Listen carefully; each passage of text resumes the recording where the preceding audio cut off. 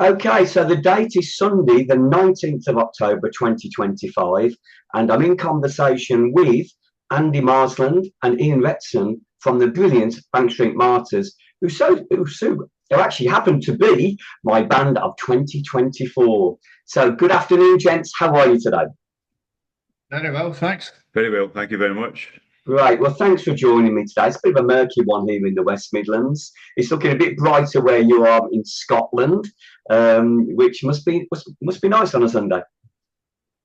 Oh, well, it's not that bright. It's threatening to rain, I think. Yeah, yeah. Well, you're here to brighten up my day because I must tell my awesome audience that here I've got a fine trilogy of work from Bank Street Martyrs. So I'm really interested because obviously you're a three-piece. The thing that I'm a creative myself, as you know. So how do you combine to put the songs together? What's the process? Well, I'm the wordsmith. I write all the words and all of that, and the muse is the local area. That's a constraint, but not really, because all the songs are universal. So I write about a place called the Vale of Even, which is four towns and what we call a republic. So it's five towns really. It's the place between Loch Lomond and the River Clyde, and it's sort of been, I think, forgotten about a bit from a musical perspective, and certainly not many people have written rock songs and pop songs about it. So it's our go at doing a Springsteen, if you like, or on the local area. I do the words, and Andy's in charge of the music, and Andy does some vocals. I do a small piece of vocals, and we've got a new vocalist for the last album, Jack James Mullen, who can't be with us today, is a lead vocalist in most of the tracks. Yeah, Andy. Yeah, I mean, just to piggyback off what Ian said, essentially, yeah, that's the process. Is he essentially it's like poems, if you like. It's everything starts off as a poem. So it's almost like a formless sort of thing that then develops into a song. Once I've read the words, it's sort of that almost like triggers something to come to life, and then a song just sort of emerges for the words. There's no preconceived. Yeah, Sort every of song's notion. every You know, poem's different. Everything mm. tells a different story. So So the it's only like the only thing in common is the local area, yeah. really. So it's like the music kind of writes itself once you've got the words. Hmm. Well, Andy, I'm very impressed because you essentially do all of the music, don't you? So Yeah. I've got to ask you this because I've been a musician myself over 40 years. Do you actually play real drums on the tracks? Yeah, no, dirty little secret. It's so what it is what I'll do is I'll play a lot of the beats on a keyboard, right? And then I'll sort of loop the what I've come up with there, and then I'll fine tune it and sort of add in like wee dynamics and Hmm. sort of it's like fills and stuff like that. So it's But a kind of half played but half sequenced but he does sort play of the thing. bongos. He does play the bongos. Oh, aye, Uh, aye. You can't be getting your bongos out. Let's be honest. Well, I must admit, I thought the drums were like acoustic real, and I'm thinking that's so tight. Like all of the music, I thought, wow, this guy's a genius, being able to play every instrument on.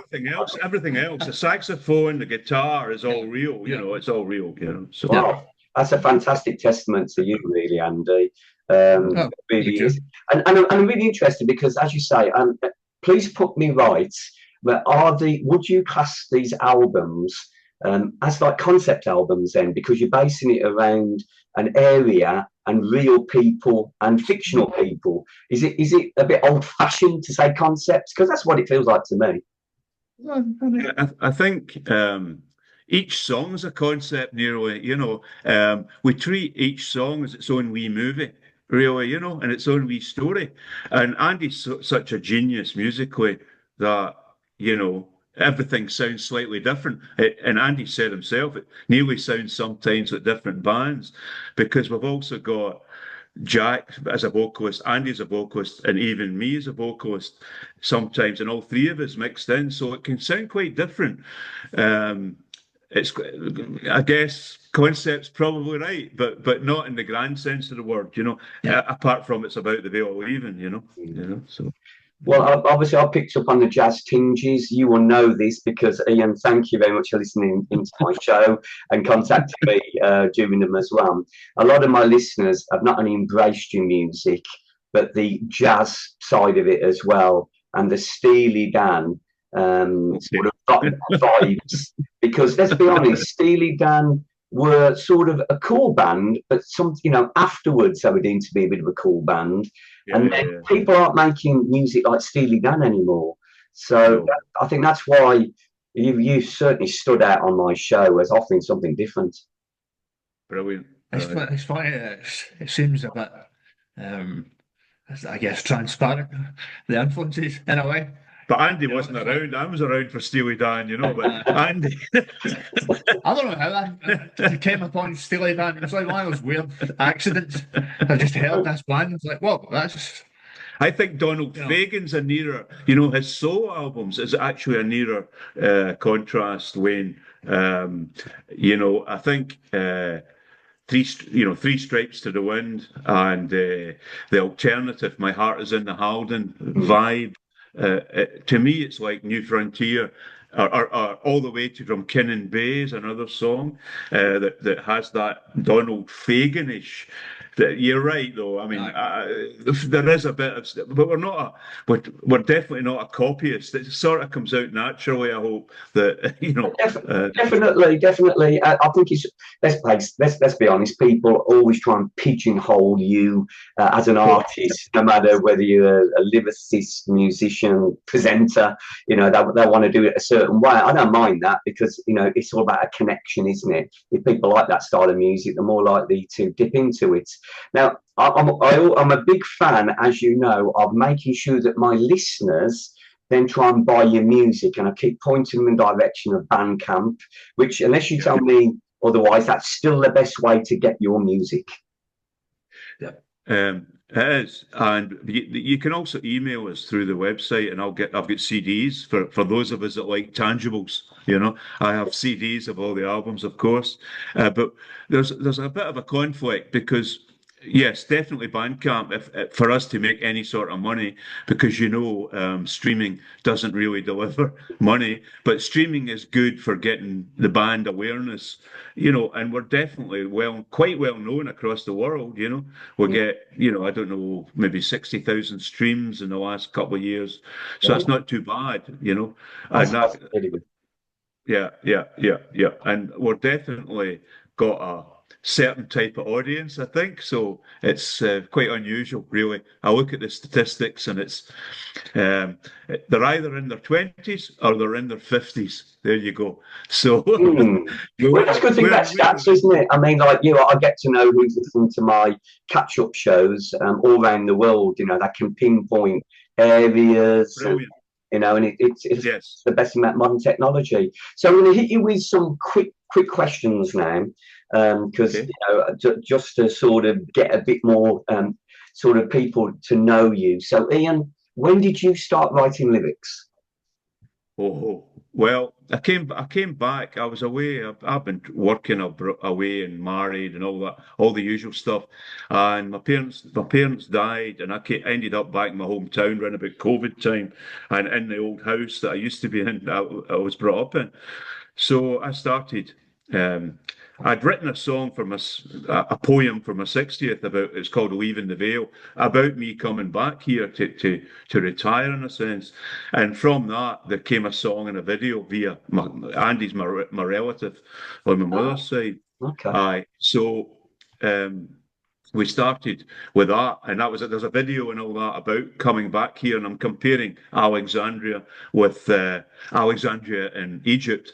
And the whole thing about reincarnation, and it was it felt like that for me, coming back with an old man's eyes. So that's where the serious writing started, if you like. But I've always written in a professional sense and stuff, but not lyrics, So wow, that's amazing. I love that. but straight away. The one thing I would say about your lyrics, and being a fellow scriber myself, is that I love being able to take your lyrics, and even though I know the songs, you know, when I dip into your back catalogue, I like looking at the lyrics and coming up with my own sort of visuals in my head, and they're very poetic and colourful. And I can imagine the people and landscapes in it. I think that's a testament to how good they are, in my opinion. So Andy, that's right. Andy, I'm going to ask you a very quick question then, in terms of when did you start sort of really taking music, or like music seriously as a songwriter and musician? Was there a point in your life when you thought, I'm actually pretty good at this?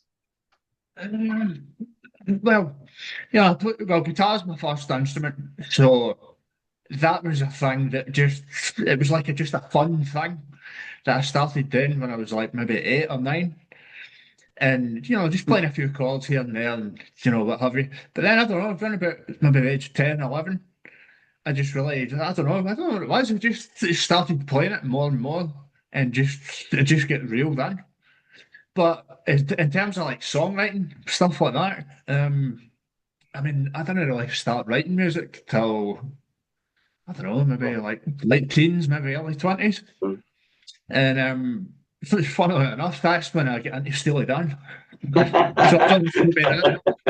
something about their songwriting that I just immediately was like, whoa, this is songwriting. This is what it's supposed to be. So I think that maybe that put the bug into me or something. I don't know. Excellent. Okay, so what I'm going to do now is I'm going to continue with the past, and then we're going to move to the future and where we are now. So, who are your favourite bands from the past? Oh, I've got a bigger past than Andy, so I'll go with, well, I mean, my favourite album of all time has to be Love Forever Changes, which is 1969, but I didn't pick up on it till about 71, right? And I would go Big Star, just everything they ever did, and I would go Television. From 79-ish, and then up to date, Marie Courtney Andrews. There's a left field one for you, the country artist. Okay. So I'm all over the place in terms of styles and stuff. I buy maybe 3 albums a week still. I can't get out of record shops if I find them. So I'm a huge enthusiast of all forms of music. So especially Andy, of course. Oh. There you are. Yeah. I mean, I like quite a lot of those same bands as well, but the obvious ones were guitar players, Jimi Hendrix, and and a big one was Ed Van Halen. Oh yeah. You might not really hear it in our music, but in terms of like that was a band that really got me into technical ability on the guitar. So it's still something that I look at. Now, even though I don't like him, Definitely groundbreaking. Along with Randy Rhoads as well, of course. When he was in Ozzy's band, those 2 albums he made before he sadly passed away, amazing. And just such a tragedy what happened. That's fantastic, because obviously I dedicate my show mainly to brand new music. So are there any local artists in your area or in Scotland in general that you really, really rate that my listeners should check out? Well, the girl from Texas, Charlene Spiteri, comes from, that was brought up here, in this area. David Byrne of Talking Heads was born in Dumbarton, just to give you a bit of history. There's lots of great local pub bands and stuff, around. But from a Scottish point of view, I would go Edwyn Collins, yes. I would go Danny Wilson, bands like that. That would be all I can think of right now. And is there a bit of a scene around the area? Then you mentioned, the live scene, open mics, band nights, because obviously, we get a lot of criticism, don't we, about if you're an originals band, you have to put as much effort into as a covers band but you don't get paid. That's the problem, isn't it? Yes, yes. Yeah, it's one of those things. It's like you know, how if you stick something like that out longer, then it can be more rewarding in the long term if you build up that fan base, but it's a lot more difficult at the beginning. Yeah, we're a studio band. I don't think pubs would suit us, but there is a great pub scene around here since COVID, especially, Wayne, because they've had to get people back into the pubs, and there's a huge amount of excellent talent around, and there's a kind of. I go to an open mic poetry thing once a month, also up in Balloch Hotel. So that's where my lyrics get tried out. Get tried out 1 year before Andy. We turn them into songs, So, that's amazing. You ought to you ought to hear that. That's in the Balloch Hotel every first Monday of every month, and that's fantastic. I think, And I'm also now joined the Burns Club, so I wrote a song about that, and me and Andy went along there the last time, and. I was asked to speak at the Burns Club, which is the second oldest Burns Club in the world, believe it or not, in our hometown. Obviously number one's in Ayr, where he's from. So there's loads of inspiration around here, this was the end of the industrial belt when I was growing up, right? So everything was changing. So I'm kind of singing, a lot of the words are, and Andy, a lot of the words are about me growing up here and the changes that took place but it's obviously not far from Walsall in that sense. That was was the start of the Industrial Revolution, right? And you were the first to get hit. So it's the same in Clydeside, which isn't far away from here. Yeah, well, as you say, we've got real connections. I mean, where I live here, the open mic scene is thriving. People road test a lot of songs before putting them out, recording wise or in a band. Because you're a studio band, I'm guessing from the gigs you've done so far, we're quite stripped down, aren't I, from what I can gather? Because I've got some of your acoustic recordings. Yeah. But could you ever envisage putting a full band together and getting out there and playing some gigs? I mean, I could definitely imagine that. It's just we lost our lead singer halfway through. We not lost him. We couldn't get him into the country. Was for the first 1.5 albums. So we tried very hard. Not that there's anything criminal about him or anything. It was just that all the laws tightened up. Yeah. So it was Joseph Watima was the singer for 1.5, lead singer for 1.5 of the albums. So then Andy and myself became more of the singers in the second album, and then on the third album we've got Jack James Mullen, who's a local artist in his own right. He does all the pubs singing, sort of covers on his own. He's fantastic. Yeah, so we're really chuffed to get him. But definitely we wanted to get the third album out of the way before we decide what to do. We've done an album a year over the last 3 years. Now I would say we're kind of ready to branch it out, but we're not going to be a pub band. We can't. We've tried it, and it's not right because we need fans, and we need sort of a bigger arena, we think. I'm totally with you on that. You deserve, a major support slot with a touring band. Or proper gigs. I agree, and finding the right vibe that goes with your music, the right venue. Yeah, they're hard to come by for certain bands. I mean, I kind of understand. We it is a sort of a niche thing in a way. So yeah. It's getting enough people interested. But the people that are interested are huge fans. We have huge fans, It's almost like a cult following in a way. Sometimes I think I would prefer that. I know what you're saying, and I mean those fans are like virtual fans, aren't they? Because like you, all around the world, it's a great feeling, and that's what I like about the modern world. But getting people in to the gigs.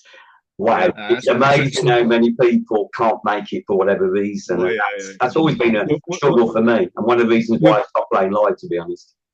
well, we've done album launches in the local library, Mm. and it was all the local, I don't know, enthusiasts, intellectuals, that poets, the artistic community that came along, and that was fantastic, and they appreciate both the words and the music, But Andy's playing acoustic, and all three of us were singing. And then you've seen the live session we did up in a big mansion on the Cemetery Hill. It's called Live from Cemetery Hill. So, and we released the music from that as well as an EP, if you like, on top of the three albums. So that's available just to hear. I love the unplugged vibe there, and hearing it in the raw. It's got its own, I think, value. I hope. Yeah, and I played all the tracks from it. I played that when I was doing a beautiful indie show, and people loved it. So we've got about 5 minutes left.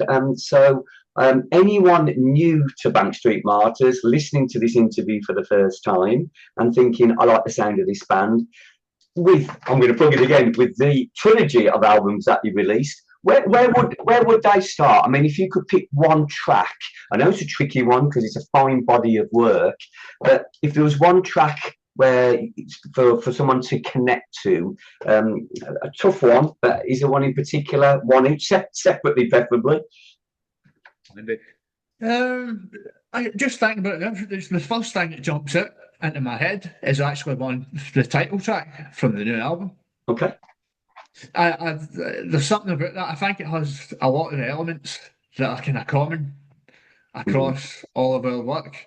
It's got it's got three bits of saxophone in there at the end. It's got your keys, but it's got different sections. It's a wee bit long, and it's it kind of sums up what the whole sort of backdrop of all our music is. The Republic, the Republic of the Vale. And it's a protest song about what's happening to the place. Yeah. Okay. Yeah. Right. About yourself and Ian? Well, I'm going to choose two because I'm greedy. I think on the same album, the second track, "Ballad of a Vale Man," it's about basically me growing up, getting cigarettes from the school gates from a van, an ice cream van, and then all the pubs around the Vale, and it's a kind of walking the wild side view of 1970s in the Vale even, and we're the kind of buffalo that are dying out and the watering holes are dried up, and I look back at how wild we all were then. I just think Andy's treatment, as Andy's singing as well, and with all three of us a cappella at the end, I just think I think it's a masterpiece. Thanks to Andy on that. I just think it's a masterpiece. And the other one, I'll choose one from each album. Sorry, and the other one, I would choose my second album's Tin of Words. They were trying to close down a local library, and that's us reminiscing of how important it is to have a library. And we used to go to school and we get a different word every day, and we kept it in our own tin, and so it's a real emotional thing. And Andy's got an 80s pop thing round it. It's just, I think it's superb, and A Fair World would be a number one. I'm a bit biased, of course. And from the first album, Great Railway Journeys of the Western World, Ballach to Dumbarton East. And that was actually written when I was at school, when I was 14 years old, as a rebellion piece in the English class. It was a time where people were writing Great Railway Journeys of the World, and they were going all over the world and, places. But we seem to be forgotten about. The place between Loch Lomond and the River Clyde was never. So that was done as a wee protest piece, and I've turned it into a song, but it was done as an essay originally, and it's a kind of, very humorous way of thinking about our surroundings, and everywhere's nice if you get in the right frame of mind. Yeah. Very much so. Well, look, gents, thank you both so much for your time today. Perfectly finishing around about the 25 minute mark, which is perfect for an interview. I'm looking forward to sharing this with my listeners on my YouTube channel, and also I'll be doing a special Bank Street Martyrs show whereby I'll be playing some music along with the interview as well, the audio of it. And all I would say is, you know, go out there and support bands like Bank Street Martyrs, please. Get on Bandcamp or order the CDs. I've said it before, one word: quality. Your songs are just quality. Songwriting at its finest. It just makes me feel great, honestly, when I put your music on. It's uplifting. It's interesting. It ticks all the boxes that I see in the craft of songwriting. And you know what you've covered in 3 albums in 3 years is just a testament to the brilliance of the songwriting that you're doing. So thank you so much for, you know, bringing music to me that makes me feel great. So good. It does feel great as well, Wayne. I mean, your support is awesome, and your show is brilliant, and everybody needs to listen to it. And I try to get everybody to listen to it around town. So, thank you for such a glowing endorsement. Yeah. Oh well, I speak, you know, I mean, I speak from the heart. And Ian, you will know from my shows, I'm not a professional broadcaster, but I know what I like, and we got this independents have to support each other. Fantastic. You're fantastic. Thanks, Wayne. Okay, well, I'm going to sign off now, and thanks again for your time. Enjoy the rest of your Sunday, and I'll let you know when this is going out, and take care both. Brilliant. Cheers, Wayne. Thanks, Wayne. Bye. Thank you. Bye-bye. Bye. Bye-bye.